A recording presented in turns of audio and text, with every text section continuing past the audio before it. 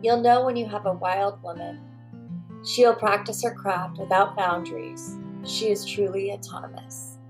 Her loyalty is only to the family she serves, a midwife who will not allow herself to be held back by a system she didn't create. This podcast is for the birth keepers who want to grow and change. We are open to learning through self-reflection and supportive community. We are creating this space to explore without judgment. We are remembering we were Born wild.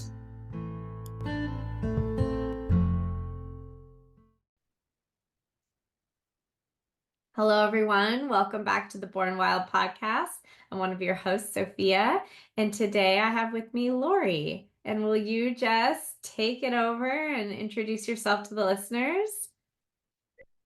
My name is Lori Barklage. I have been for just over a decade and a half. I have been the host and instructor at Birthing Peace Within. My focus is on supporting families, supporting birth workers in healing birth trauma. I am currently the owner and director of Ancient Art Midwifery. I had begun teaching for them when the realization of how much of midwifery was based in trauma came really glaringly into the light, and I'll talk more about that later. But it has been absolutely my honor to share some tips and techniques and just kind of the why of what I'm doing. So thank you for being willing to have me here today. Yeah, thank you for sharing. Take us to the beginning and whatever that looks like for you. Like, how did you end up sharing this information with us today? Like, how did this journey start for you? Sure. I'm going to go back a little before this part of the journey, and it'll help lead into why it resonated with me so strongly when it came up. When I was a child, my mother was talking to people about her birth experiences, and her story to people horrified them. They were horrified because her best birth was the one in which she was rolled into the hallway of the hospital and left alone because they didn't believe her when she said it's time. But because of that, a man in a blue jumpsuit coming out of the bathroom helped her get her baby up onto her breast, and he walked away. Like, she was there, and that was, she would tell people it was wonderful. Nobody poking me, nobody prodding me. And I'm like, I'm hearing this story and I'm going, go mom. And other people are going, that's horrible. Why wasn't the doctor there? Why wasn't he there? You should sue them. And she's like, no, it was so amazing. Like, I recommend nobody go in the room. Like, and I was just like, what an interesting kind of response, because my mom was just telling people she was so excited and people were not excited for her. And I was always like very confused by that. So when it came time for my first birth, we chose a midwife, and we kind of in the state we were in, midwives were listed since a while ago. My son's 30 now. There was the yellow pages, and there was midwife home birth, comma, midwife hospital in the yellow pages. Like, and there was a practice that was listed in both places.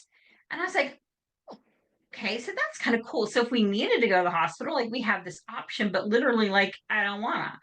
So we ended up choosing this practice. And ultimately, when I got to be near 42 weeks, they were like, we kind of do want to have you at the hospital, but it's just still going to be the midwives. We're going to be here.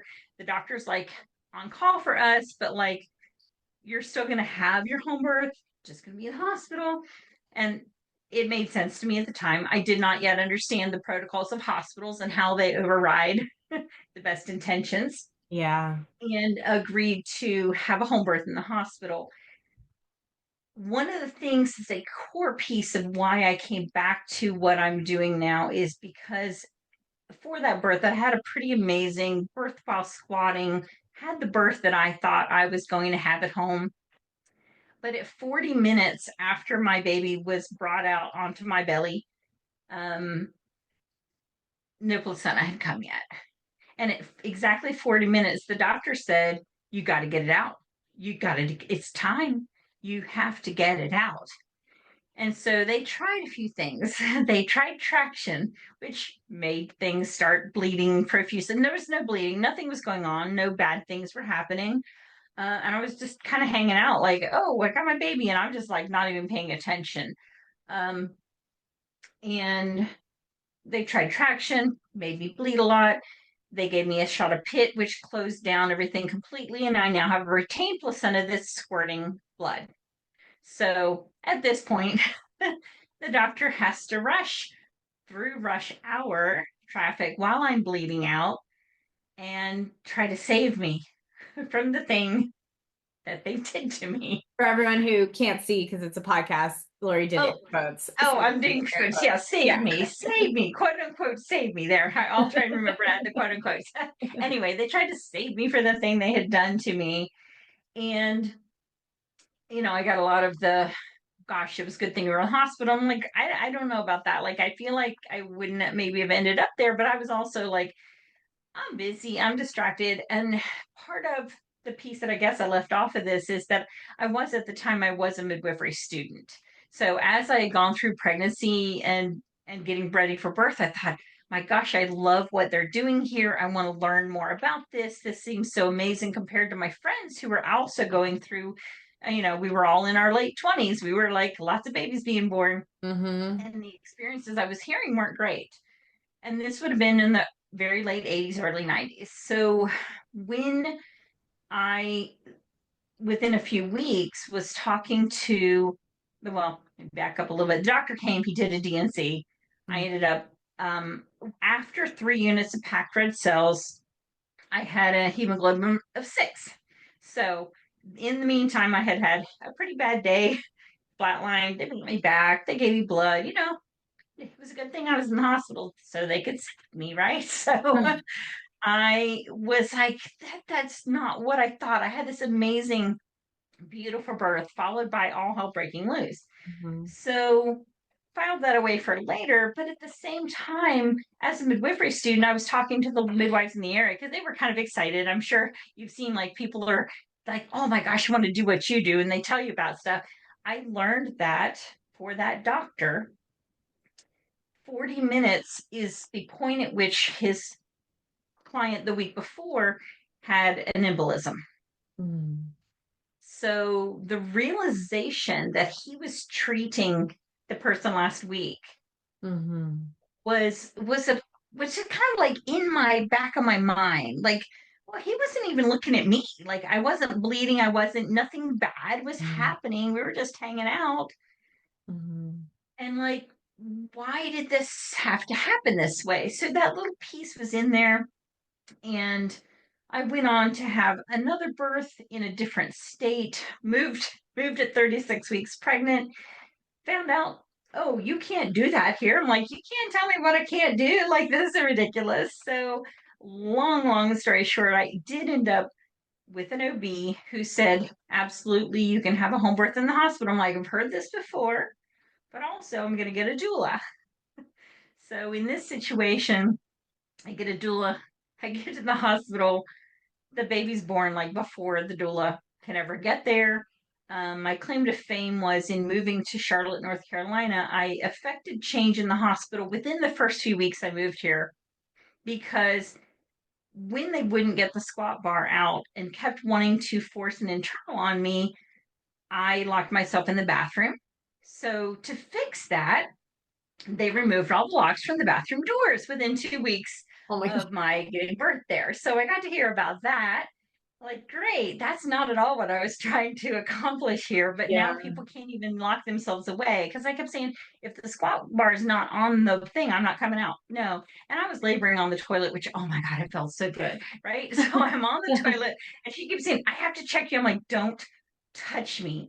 And I did not realize that I was, I if I'd had time to think about it, I would have known I was that close because when she finally got the squat bar out, I climbed up on the table and she said, I'm going to check you. And she pushed me down. Like she tried to push my shoulder down while getting her fingers ready to go in. And I'm like, no.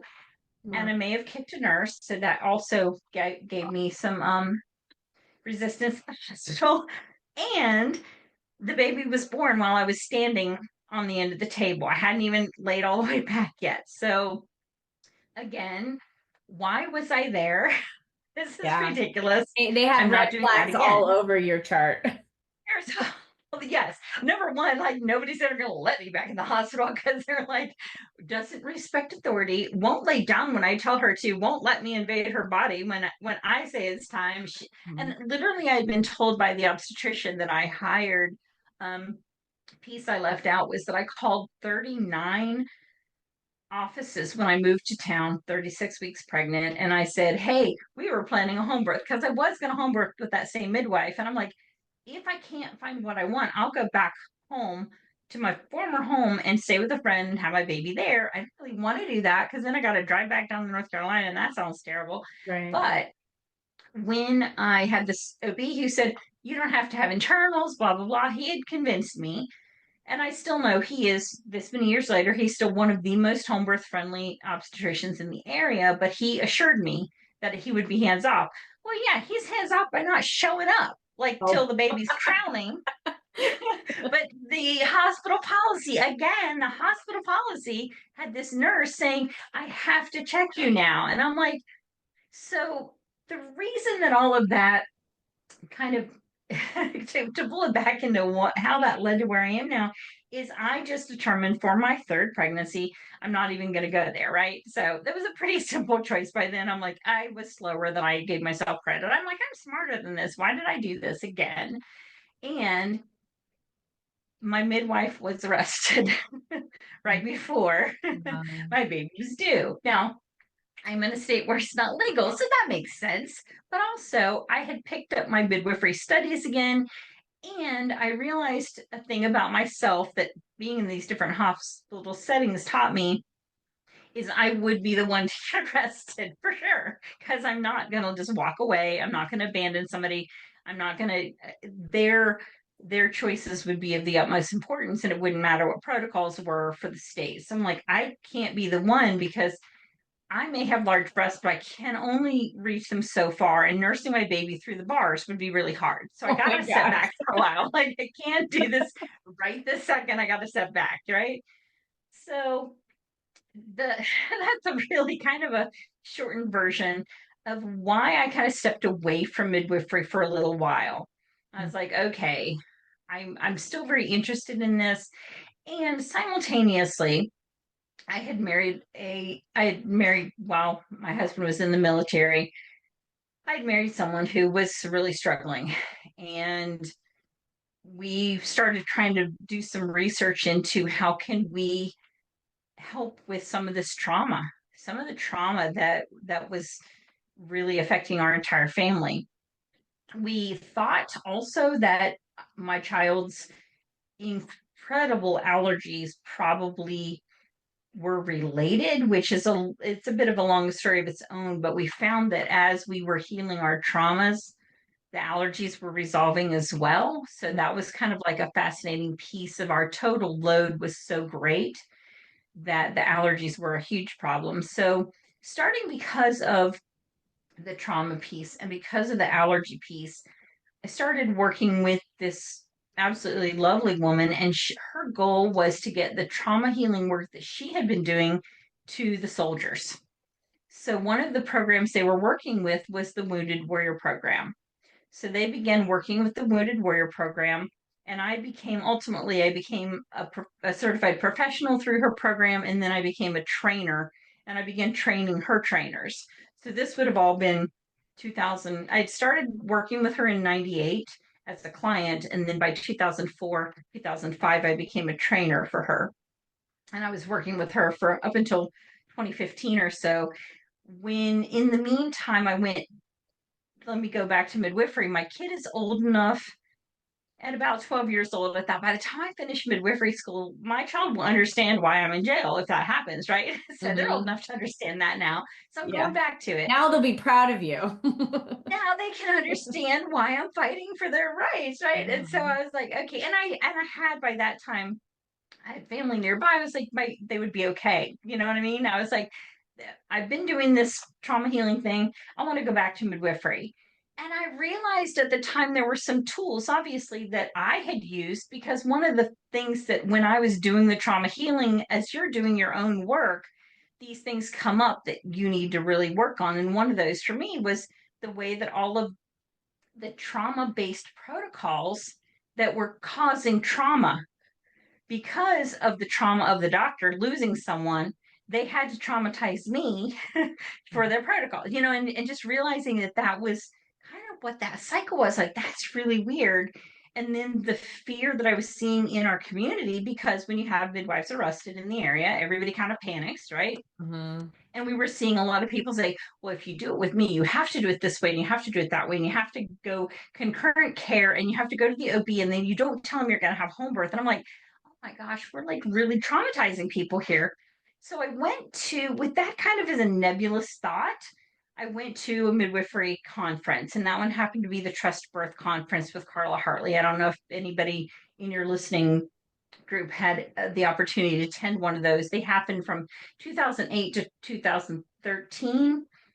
And when I went to the first one, I was going there to help her with tech stuff. And I said, hey, I've got this thing I could offer. Like, we do some trauma healing work, and I would love to hear kind of from your students, like what kind of things they think they would like support on, because we know that taking the layers off can really benefit everyone. And in attending that conference, my head about exploded because the stories I was hearing from birth workers and from parents, she had a parent track, and there were people there attending because they're like, I had such an awful birth, and here's what was done to me, and here's why I wasn't allowed to have a home birth, and all these things were going on. I was like, oh my gosh, these people are as wounded, if not more so, than some of the wounded warriors. Like, I've worked with snipers, I've worked with people who are major, they've been in the war zone, and these parents and these birth workers are just as traumatized. And this shouldn't be the thing, right? So I realized if I could introduce these tools that did work for soldiers who didn't believe any of it would work, they didn't believe, and we're still talking about 2008 was that first conference.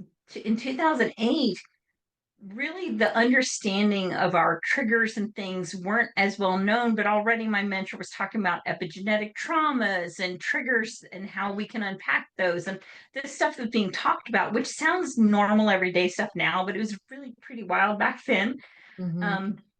And the realization when I came back and did my class and started traveling to the different groups for her school and teaching, what we were seeing years later was those who were resilient, those who stayed in practice, those who didn't crumble the first time there was a loss, oftentimes would attribute being able to continue going to the tools they learned. Mm. So we were like, we have got to get this into the curriculum. Like, it has to just be part of.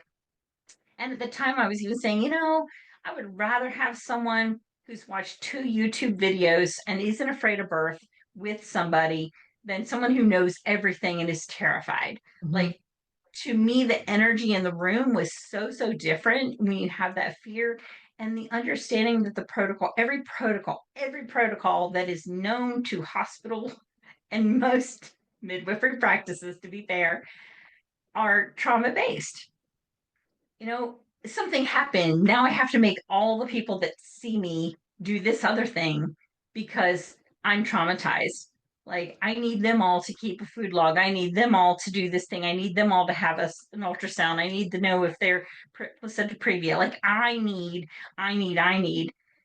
because of my trauma, because I've seen some things, which is fair. We're all going to see some things, and we do have trauma. And one of the things I mentioned in the call the other day, we talk quite a lot actually, and in doula and midwifery circles about secondary trauma. And I want to remind people there is no real such thing.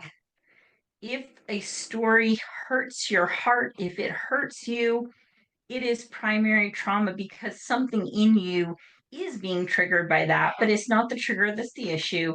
It is the ammunition. It's whatever's packed behind that is the problem. And if we just talk about triggers or avoiding triggers, we're not actually dealing with those issues. So as we integrated the trauma healing work into the curriculum, it came to Carla's attention that she was going to need to retire. She wanted to spend more time with her family, and she was having some health issues coming up. Part of having to do with the community really traumatizing her, and the trauma was just being shared around. There were a couple of people who showed up at our last conference. That was 20. Oh, I thought it was 2013. That was in Sydney, Australia. We were in 2015. We were in Vegas, and we actually had people show up with picket lines and saying how her programs kill babies. Like we had the news there. Like she was pretty traumatized, and ultimately that's why she was like, I gotta back up. Like I can't do all of this right now. And I'm like, I understand. Her husband had passed away. She was ready to retire. Her grandkids were adorable. She needed to spend time with them. And we said, what can we do to integrate this in a way that we can help the birth community at large? And, starting in our own little corner of the world, how can we help put more midwives out there who aren't operating from that place of trauma?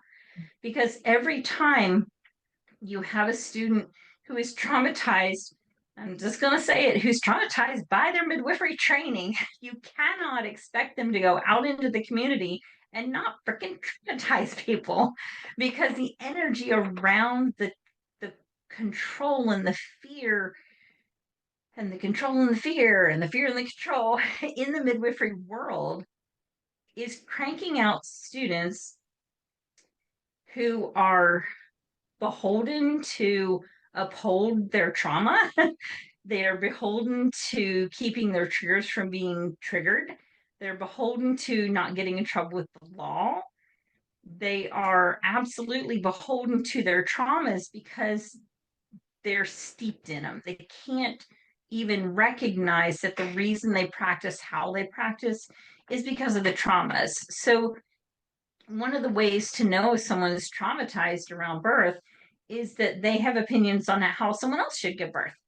Mm-hmm. Because literally, if you are not traumatized, as soon as your reaction is, well, this bad thing had happened. And I don't care if you mean in the hospital or in home birth or in unassisted or in an unattended, like however you want to do that, the thing that came to really a deeper understanding for me that I really didn't recognize was my trauma talking was when I thought everybody should have home birth.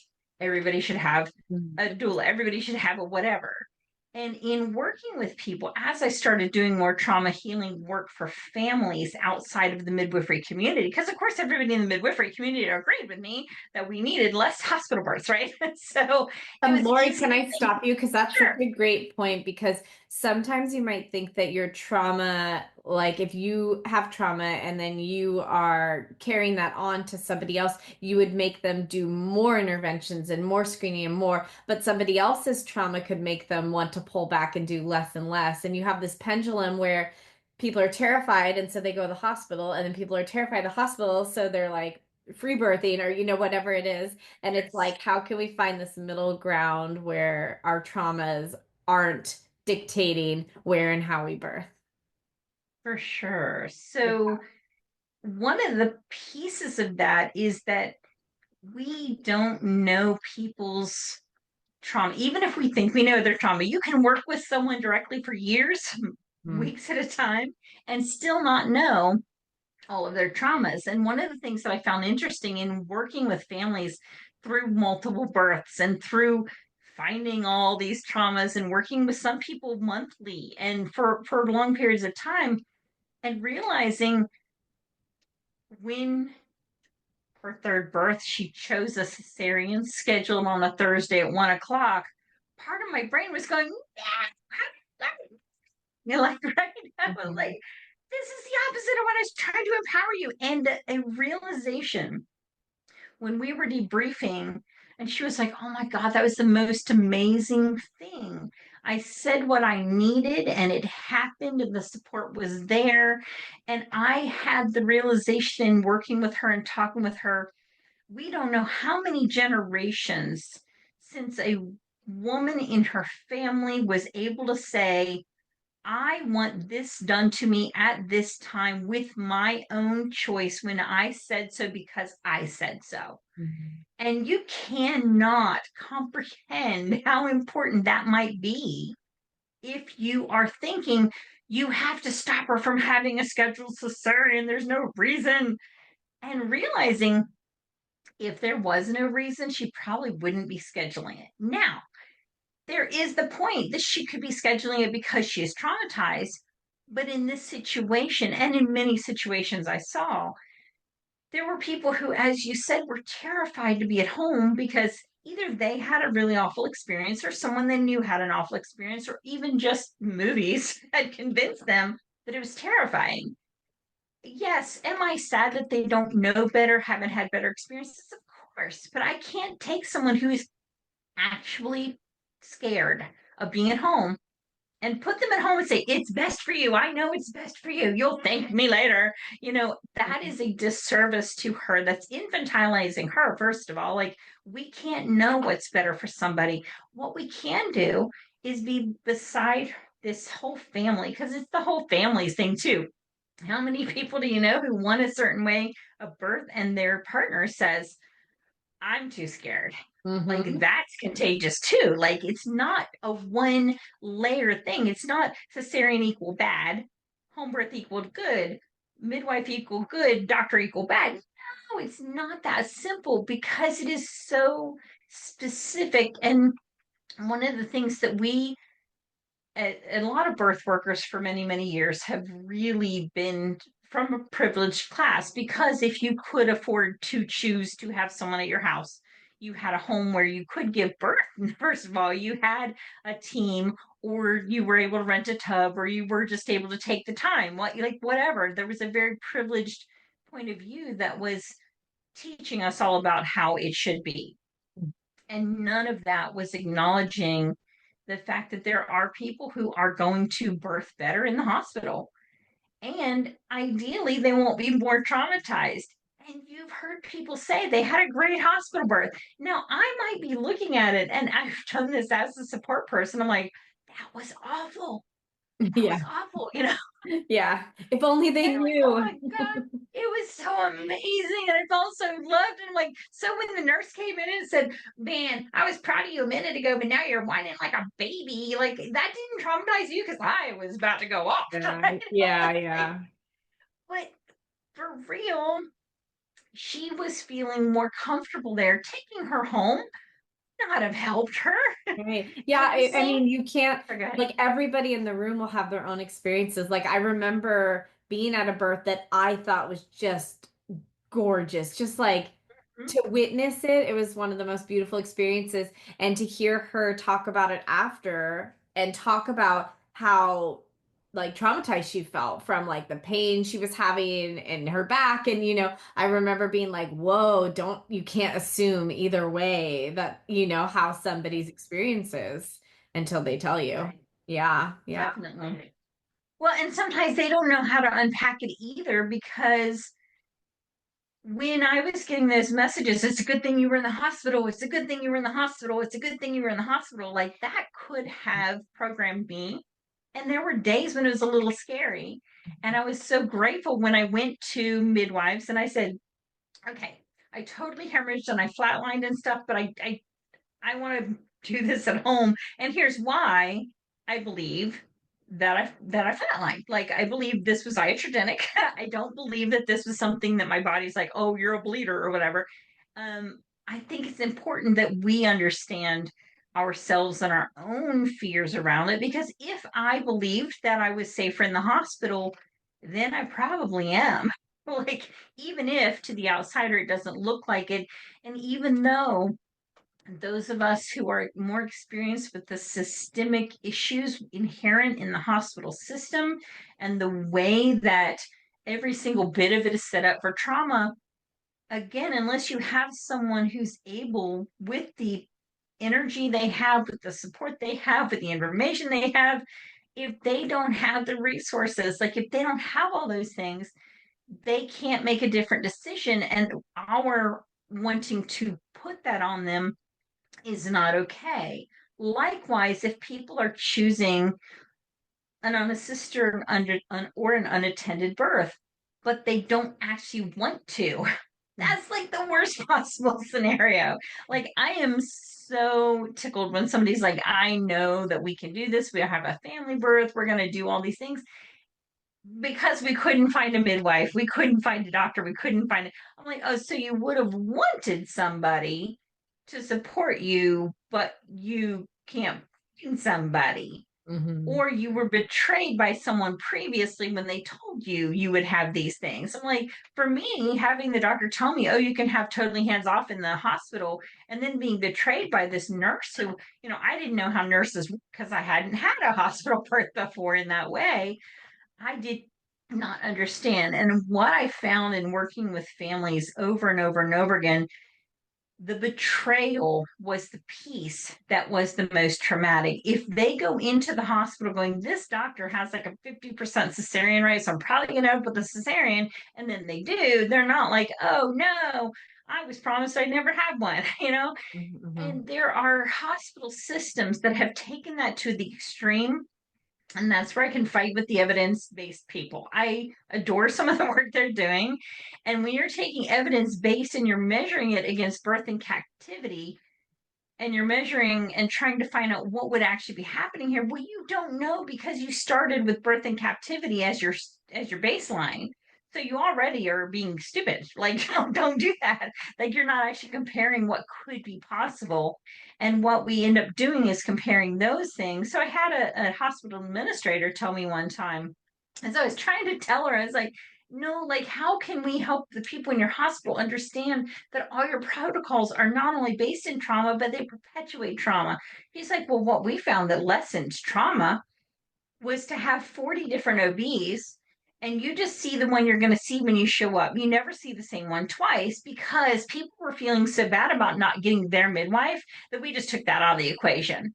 So now people aren't like, oh, oh, in one way. I mean, people can't see, but I'm like covering my face. I'm like, I just want to hit my like face palming, right? Because she was right. It didn't get worse when you let people not have any consistency in their care. It Mm-hmm. was not any worse than not having been able to depend on someone. It's the same thing, right?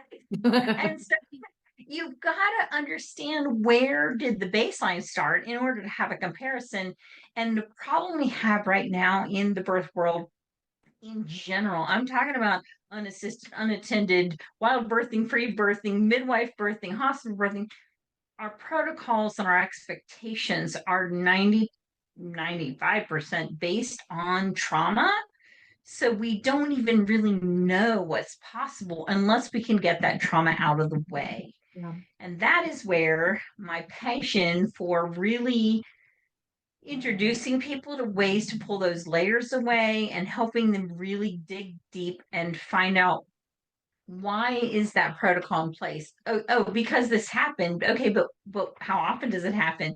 And why is it making everybody have to do the thing? Like, That would be we know such a there's great probably, question. You right, go know ahead. how like families have questions when they're interviewing their midwife or whoever? That would be such a great question is what policies do you have in place based off of traumas you've experienced, either personally or as a midwife? And yeah, that would be an interesting question.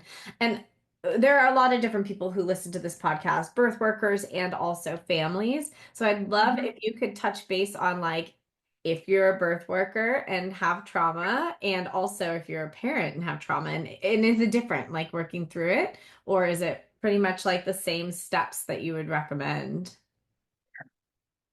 So I believe, let me start with the birth worker piece, because that will let families know what kind of questions to ask the birth Yeah. worker. The questions that I would have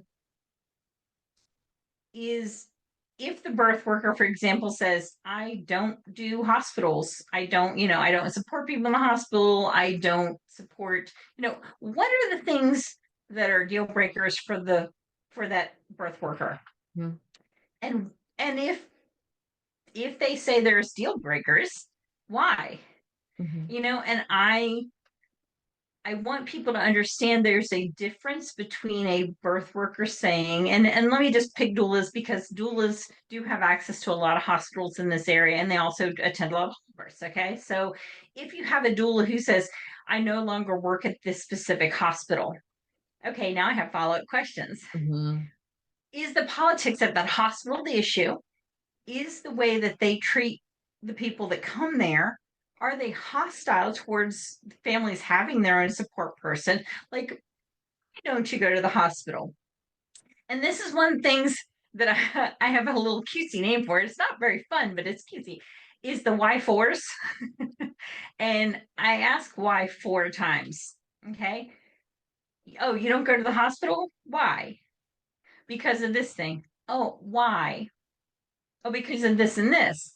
Why? And they may not be able to tell you a specific story or a bad thing that happened, but there's a very high likelihood that they know what the percentages of cesareans are there. They know that they'll be fighting an uphill battle and they're just tired because birth workers are under so much pressure from so many directions. Who wants to add fighting with a doctor on top of it? Like, no, leave me alone. I think you can't tell me discovered enough. the 4 whys when your child is 3 years old. Is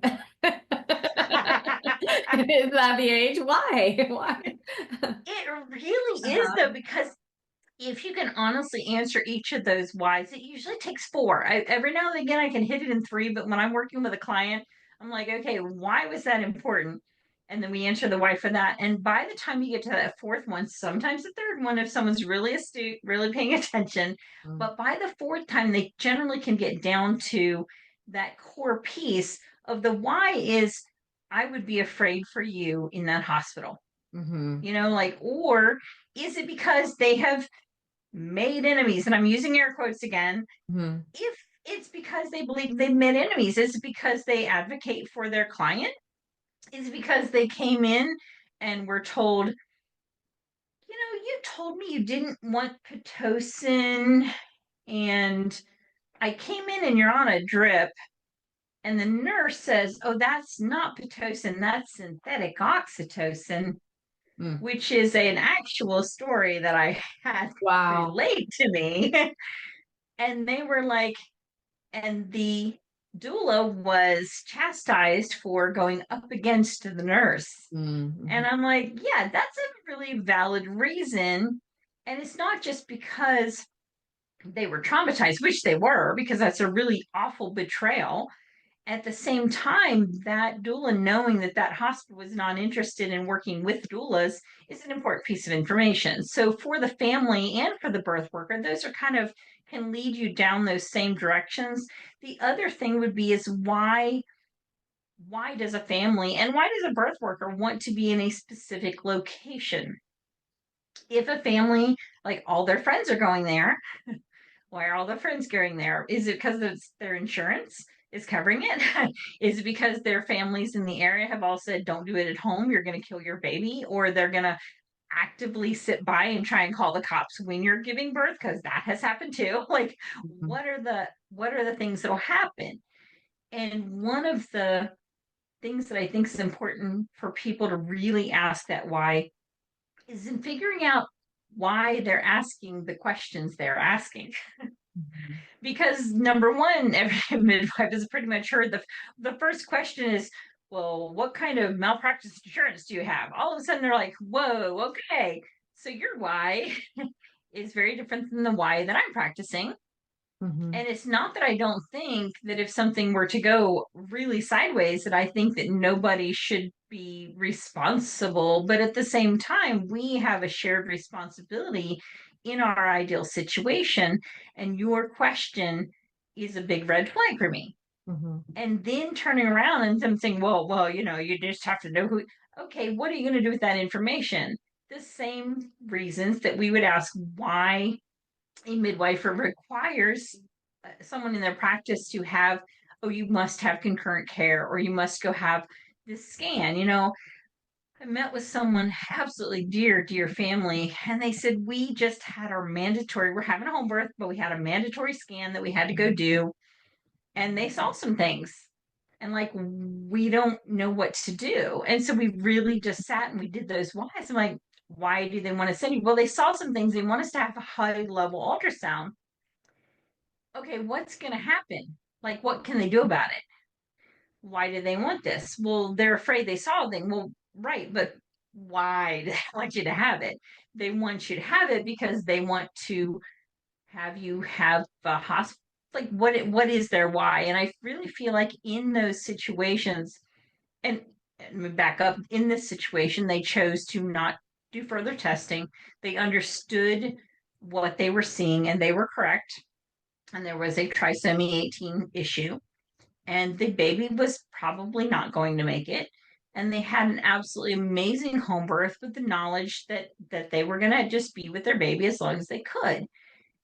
Now, the amazing thing is in the community they had built, that was something that they were, and I hate to use the word that I'm going to use air quotes with, they were allowed, quote unquote, supported. They were supported by someone because the people in the area were able to talk about it, and it's a big story of privilege. They knew that if something happened, they had the lawyers to defend their choices. Mhm. And they ultimately decided we're going to go ahead and give birth at home. And if the baby doesn't make it, then that's what happens. She did live several days, and they did go to the hospital and say, look, we don't think she's going to make it, but is there anything she can do? And when they were holding this baby who supposedly has no muscle tone whatsoever, they're like, gosh, what do we do? We've been told now that this baby, who we know was going to be struggling, we don't know that she's going to make it, and we don't know if we want to continue. By this time she got a bunch of tubes in her so they could run these tests. And they were like, what are we going to do? And they turned to their baby, and they're holding the baby, and they said, what do you want to do? Like, she's never going to have muscle tone. It's amazing her heart is actually pumping. Like, there's so little muscle tone. Like, how is this even possible? They said, we don't know what to do because we don't want you to be in pain. And this baby with zero muscle tone reached up, hooked her tube, and pulled her head back and pulled her nasal tube out. And they're like, okay, simple enough. But they had to be so clear with each other and with themselves and with the responsibility that was on them as the parents of this child. And the person who was attending their birth had to be so comfortable and confident that this family understood their why. And that's where we can go sideways when we don't understand our own why, except that that's what we were told we had to do, or that's what we saw on TV, or that's what we read in a book. Like, I don't want, we even tell people in our school, I don't want you to hear someone else's voice in your head when you're making a decision like that. Like, I am cool with having mentors. It's amazing when you can have amazing instructors and support people to learn from who know their why.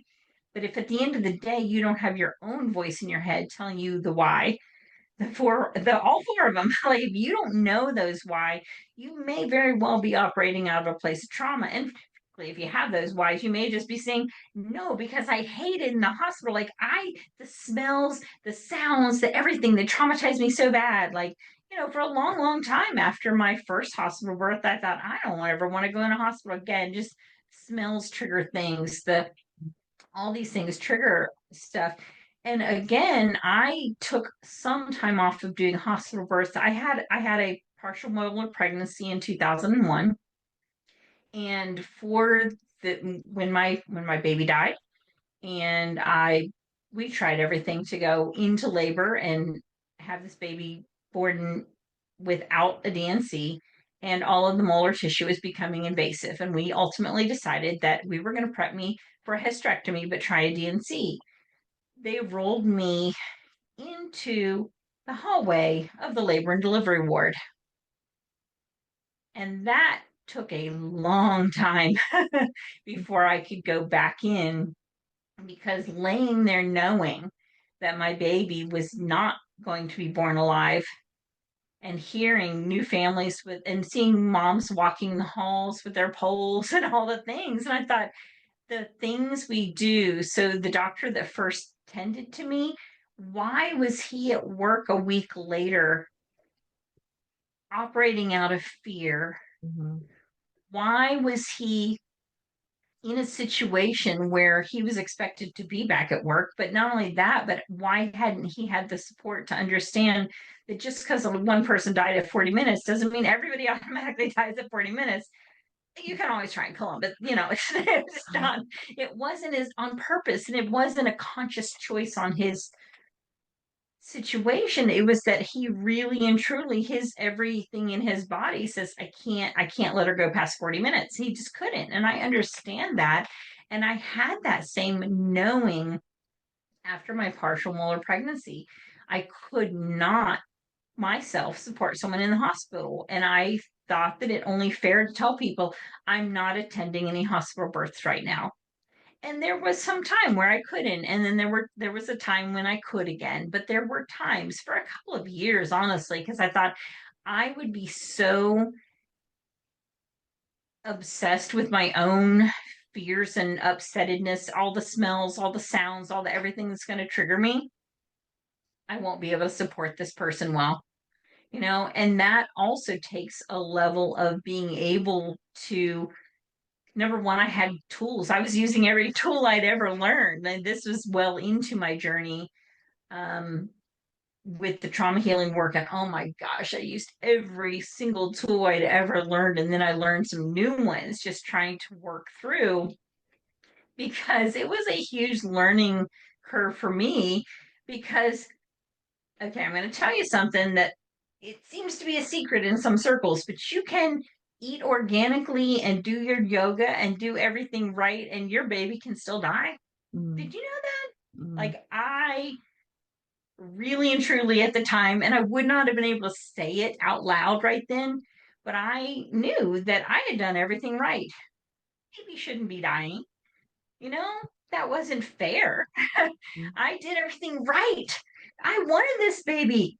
And there are people who do terrible things, and they smoke and they drink and they do all the things that are supposed to kill your baby, and their baby survive. What the hell? That's such a common conversation in like the IVF community too, where it's like, I want this baby so bad, and people aren't even trying to get pregnant and are having babies. Yes. It really is. And in the IVF communities as well, from the surrogates I've worked with, from the people that I've worked with who've had successful and unsuccessful IVFs, there is a lot of betrayal of one's own body. And that is a hard betrayal to get past without some tools, without some support. Because when you go in believing that you're broken, it is very hard for anything to function well without you allowing it to break you. And I mean, it seriously can affect every aspect of your life. Like, even when we see people who struggle to breastfeed, we see people who struggle because I'm like, how am I so broken that I can't even feed my baby? Like, it's so much something we don't talk about enough. And it's something that's one of the reasons why I feel so passionate about helping birth workers find that, is because we hear so many, and I think I mentioned it on our first call, is it's not that common, at least right now, for families to seek out midwifery care first. They're almost always coming at it from some place of trauma. That's why they go out of the norm, because if things are working for you, if you are the person for whom the system was set up, you'll probably be fine. If you're the person who can go in, the doctor treats you with respect, listens to your needs and wishes, you think that you just might end up with a cesarean. Like, if you're that person, then you probably will be okay. Whether you are okay in the global sense or not is something that could be a whole nother discussion. And going into parenthood comfortable and confident and feeling competent can change the world. Even if that was because you chose a scheduled 1 o'clock on Thursday afternoon cesarean and then pop formula in the bottle. If you feel like you made the best choices for your child, you're going to parent from a different place. Now, it may be, and I've supported women who had 10 cesareans before they had an unassisted birth or a midwife supported birth. And they're like, I wish I had known. I'm like, you weren't the person you are now. Yeah. I could not have just kidnapped you and taken you home and have it be okay. Like, that's not how it works. So, And the whole experience might have there's been different lots of too. layers. Yeah. Yeah. We were just talking about this when we were debriefing earlier with my students, how like giving parents and giving yourself and your past self grace, because everybody, for the most part, of course, I'm sure there's some people out there that are actually like abusing their children, but for the most part, even people who are spanking or anything that somebody else might see as not the best choice, are usually doing it because they feel like it is the best choice for their child. Right. Whatever the situation is, whether they chose, one of the situations was to have their children's tonsils removed, and now they feel like they wouldn't have wanted that for themselves. And it's like, well, just welcome to making choices for another person's body for a while. Right. That's what parenthood is. But like that, most people are making these choices because they feel like it is the best thing, and you only have Right. the information you have at the time. Right, absolutely. And I know I have rambled a lot. Was there anything I should have covered or that you want me to talk about that I haven't already touched on? Yeah, maybe just anything else tangible that people who are listening, if there's like one thing besides like the four whys that they can grab onto to either set themselves up for, success in their experience, whether they're a birth worker or a parent, or also how to heal, how to make sure that they're like cognizant of what's going on for them and their traumas and how to work through it. Sure. I think one of the things that I will do is tell a tiny story, and that is a story that I've used to help people understand the variety of options they may have when it comes time to where do I want to birth and with whom. Mm-hmm. We are, as a society, very accepting of the fact that I personally, myself, with no credentials whatsoever, I can go to the auto parts store and buy a pair of brakes, and I can take my car home and I can jack it up and I can put the brakes on. I am then responsible for whether my brakes work or not. Fully Mm-hmm. responsible. That's me. It's on me. I made these choices. Did I not know that there are dealers? Did I not know there's a guy down the street? Did I not know? Yeah, I probably did. And for whatever reason, I was choosing to put my own brakes on. Mm-hmm. Could it have been because I can't afford anything else? Well, sure. And maybe that's not the best reason to choose to put my own brakes on, is because I'm just can't afford it. And could it be that maybe getting some help would have been a good idea? Maybe it would have been safer. Then again, maybe I'm totally capable and I've got all the tools and I'm like, why is this so complicated? I know what to do. I put the clamp on here and I do this and I put the brake pad on and you just slide it and you pop the old one off and it's no big deal because I know how it works. Mm-hmm. If I don't know how it works, should I have someone to assist me? Maybe so. If I don't know anything and I do not want the responsibility if something goes wrong, should I go to the car repair place or even the dealer, the one who made the car, who understands how the car works? Maybe I can't go directly to the source in this case, but I could go to a specialist. If I want someone to blame when things go wrong, you probably want someone with a big bunch of insurance who specifically is set up so that when and if things go wrong, and they inherently see you as broken anyway, so you're both in agreement at this point. Like, at what point in time do we want to acknowledge that changing my own brakes can be a life or death situation, as can deciding where and with whom you want to give birth? The reasons behind choosing your caregiver are as important as the way you want to give birth, where you want to give birth, who you choose to be there. If, like I said, you're choosing because of financial situation, which is an absolute reality in today's world, it's important to know that and set yourself up for success. Like, just because you don't have a lot of money doesn't mean you should balance your car on a couple of rocks and try and do it. You probably, maybe you want to borrow a jack from someone or learn how to use the little one that came with your car, but you don't just want to go into it with no knowledge whatsoever, because it's kind of dangerous that way. It's not less life or death, and we accept that risk in the world as it is today all the time. But when it comes to birth, we get very frightened. We get afraid to take the responsibility. Part of that is because of the trauma. Guess what? There are places in which, when you have a home birth and something goes sideways, you may lose your other children. Are you ready for that responsibility? Mm-hmm. Is that something that you have the financial means to fight? It's not something we can take lightly when the society is set up in such a way as to dehumanize our choices and infantilize the fact that we are able to make life and death decisions. The minute you go home and are responsible for this baby, like all of a sudden you're qualified, you know?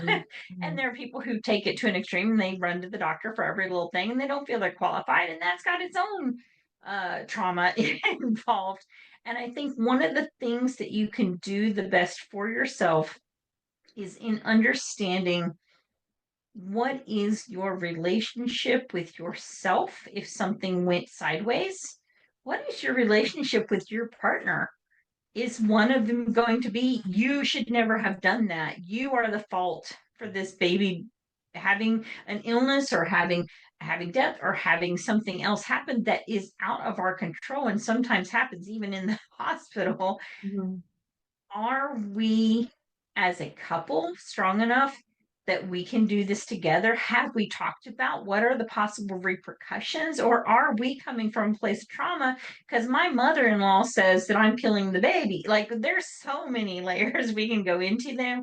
Mm-hmm. And one of the biggest things I think for people, and especially who I would assume are the kind of people drawn to a podcast called Born Wild, I Mm-hmm. would think probably their biggest one thing they can do is know not only why, but what kind of support do they have if things go sideways, because things will go sideways at some point. Maybe not on this birth, maybe not on the next one, and maybe they won't go sideways for you. And that's very cool if they don't. And maybe they will. Like, I really learned more about my partner for our baby who did not survive. And our marriage was tested to its limits. Can you have the conversation with your spouse? Like, what are we going to do if we're planning a home birth and our baby doesn't live to the birth? Like, what are we going to do? Mm-hmm. Like, there's a lot to be said for being able to have those conversations, and people are not ready for them in many cases. Mm-hmm. If you cannot have the conversation with your partner about what are we going to do if our baby dies, Mm-hmm. it's going to be hard to raise kids with that person. And people do it all the time. I'm not saying they can't. I'm Yeah, saying our that society just we always view death as something that is wrong and should be avoided right. at all costs, and not a normal, part of life, when, there It's are. the ultimate outcome for every single life. And at the Yeah. same time, like, yes, are there times when things lead to a death that could have been prevented? Very likely so. And there is not a parent who wakes up in the morning and thinks, how can I cause my baby's death today? That's not how it works. Like, it's not happening. What is happening though is we don't talk about those things. We don't have a plan. We don't have a backup plan. We don't have anybody to support us. Like, the most amazing thing that I had, and it came from a place of privilege, was when I thought something's not right, I knew who to call. And I said, I would like a high level ultrasound, please. And I scheduled one. That's not something everybody has. I was able to just say, hey, here's what I need. We were planning to, like, not have anybody there with us. And, like, we were on record because of the legal situation in our state. We were on record as having had a free birth previously, because I'm sure would never turn it. If I'd had a midwife, I should say, if I'd had a midwife, I would have never said so anyway. So we are on record as not having had one. And that's the same thing we said with this situation is, I just know something's not right. Yeah. And I was so grateful for the community we had curated where I had somebody because of my training, because I was working in a lot of doula work and birth support work and breastfeeding support work. I knew which doctor to approach and say, so things aren't quite right. And I really think a high level ultrasound is just where I need to be. And he was like, tell me why. And I told him why. And he said, well, let's get you in like in an hour. Okay. Yeah. I'm like, yeah, that makes sense. This is what we're doing now.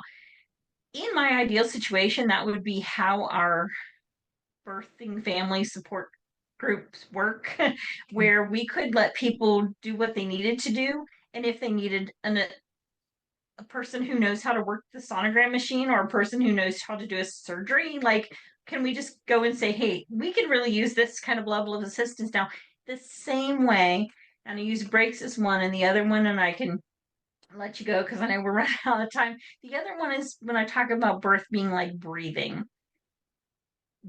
Most people go through life every day and they don't even think about it. They just breathe.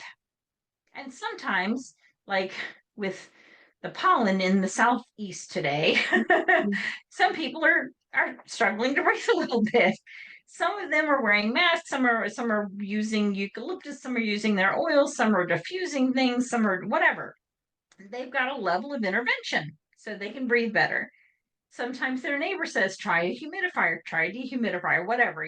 They try all the things, try the nebulizer, try the blah. So at some point in time, if you decided, you know what, all this isn't feeling, I still need help breathing. I think I need medical care. And you go in for medical care. They're not like, who told you to wear a mask? Mm-hmm. Who told you to try this oil? They're like, let's take you from where you are right now, which is you're struggling to breathe. Let's treat you as a person who probably has already tried all the things and now needs medical help. Because and that does not mean that every single child in every single school gets put on a ventilator Mm-hmm. because they can't breathe. No, it means when they can't breathe, we take that next level. And that's where I would like to see us have birth like breathing as our knowing that most people are not going to need that medical level. But if you are, do you have a network of people that you can go to? Do you have someone who's going to trust you and to say, you're so stupid for not going straight to the intubation when you were having a cough? I mean, we talk about that and people are like, that's really dumb. No, that's how it's treated. Like, why didn't you just schedule a cesarean when you thought that you couldn't give a birth? Wait, there's a lot in between here and there. Like, let's talk about these gray areas. Let's talk about what our actual resources are, because I may have different resources than you have, which is different from what another person has. If things go sideways, do they have a network they can lean on? Why don't they? Let's work on that systemic issue. Yeah. Let's really work on that systemic issue. And at the same time, let's really work to support one another in having the resources we need, having the information. I mean, I feel like we're drowning in information, but then I talk to people who are like, my placenta came out. I may not ever be able to have a baby again. I'm like, wait, what? Oh, She was very worried. yeah. And I mean, just completely not knowing that placenta you'll grow a new one. Like, I was like, wait. She's like, yeah, I'm very worried. They told me the placenta came out and it was like the thing that feeds the baby, and now I don't have one. I'm like, Oh. I'm like, are you punking me? No, she was serious. And like, there's that level of knowing in our communities that we don't know. And that person should not go buy their own breaks and try and put them on. Like, you know what I mean? There's a level that we can relate it to being a grown up in our society in other ways. And the way we infantilize knowledge about birth and just, oh, there's so many things. I could ramble for another 12 hours. I probably should let you wrap this up. Oh, well, we'll have to have you back for a part 2. This was such this was such great information, I think, for anybody who's listening, whether they're a birth worker or a parent. And how can people reach out to you if they do have more questions or they are looking for support? Sure. My website is Birthing Peace Within. And you can reach me via Lori at Birthing Peace Within, which is Lori at birthingpeacewithin.com. and I am happy to support you, answer questions. I'm very geeky when it comes to talking about the epigenetic layers and the possible things that might be approached and talked about and healed. And there are so many tools available to us now that we don't even understand how all of them work. But with brain scans, we know they work. We don't know why they work yet, but that's not because they don't work. Like gravity worked before we knew why it worked, and here we are. So, so thank you very much for the opportunity to speak with you. Thank you for letting me geek out about all the stuff that I absolutely am honored to share with families. I really believe that every birth we have an opportunity to make the world a better place, just one birth at a time, because every single time that someone has an empowered birth, whether, like I said, whether it's in the way we would have chosen or not, when they come out of birth as a confident, competent parent, the world changes because their child is receiving all of the blessings that come with that confidence. So thank you for all you're doing to educate people. It's absolutely my honor to be any part of it. Thank you so much for your time today. Thank you, Lori.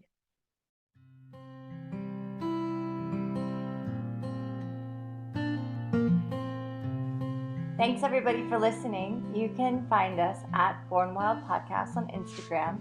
For inquiries or feedback, you can email us at bornwildpodcast@gmail.com. We would really appreciate it if you would rate and review us on Apple Podcasts. It helps us reach more people. And as always, stay wild.